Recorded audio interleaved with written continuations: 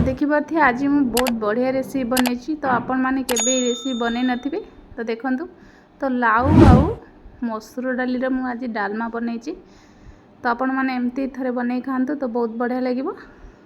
तो चलते ए recipe start करनवा। से अध घंटे पाखापाखि मु मसूर डाली की भिजई थी।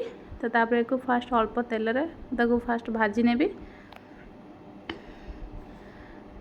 देखिपे हमारे अल्प पानी जो थिला सुखी जाइए ताको एपट सेपट करके भाजी नवा आमे ताको देखि पारथे। तो हल्का एमती तेल अल्प पकई तो फास्ट भाजी नेबे। तापरे तो काटिक रखिथिबा लाउ को एबे पकई नेबी मसूर डाली रो। तो ताको मु किछि समय एपट सेपट करके भाजी नेबी। तो अल्प संतुली नेबी। तो संतुला द्वारा हमर तरकारीटा भल टेस्ट लागिबो। तो ये मु स्वाद अनुसार गोटे चमच लूण पकई नेबी। आउ गोटे रु 1.5 चमच हल्दी गुंड पकई नेबी। तो सबको मुझे मिक्स करनेबी बा किछि समय मुझे ताको भाजी नेबी संतुली नेबी। तो संतुली नेबे तो लाउ आ मसूर डाली संतुलिले तो आमर डालमाटा भल टेस्ट लागिबो। तो खाइबा को बहुत बढ़िया लागिबो। सेतपे मुठी 5 रु 7 मिनट पाखापाखि एमती एपट सेपट करके मु संतुले नेबी लाउ आउ डाली की। तापर एठी मु गोटे गिना पूरा बड़ गिना एठी पानी दे देबी। तो जेहेतु हमर डालमा बनेबी तो टिके अधिक पानी देबी। तो हमर डाली आउ लाउ सिझी जीवो। तो देखि परथिबे एठी हमर ऑलरेडी सिझी गलानी आधा। देखंतु डाली आउ लाउ। तो एको आउ 5 मिनट मु कवर देगी तो सिझे नेबी। तो देखि परथि हमर एठी फाइनली लाउ डाली सिझी जायछि। एबे मु बघारी नेबी।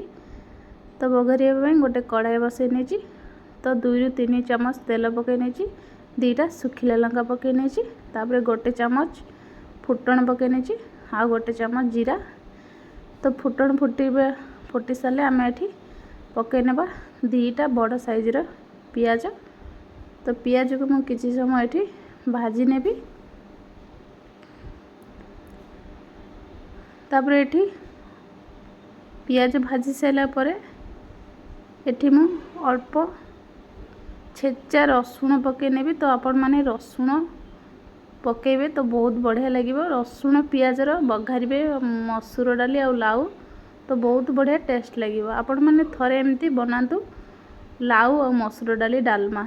तो आपण माने जदि बनेना त निश्चित बनइबे तो बहुत बढ़िया लागिबो। तापर एठी गोटे चमच मु लंका गुंड पकई नेछि।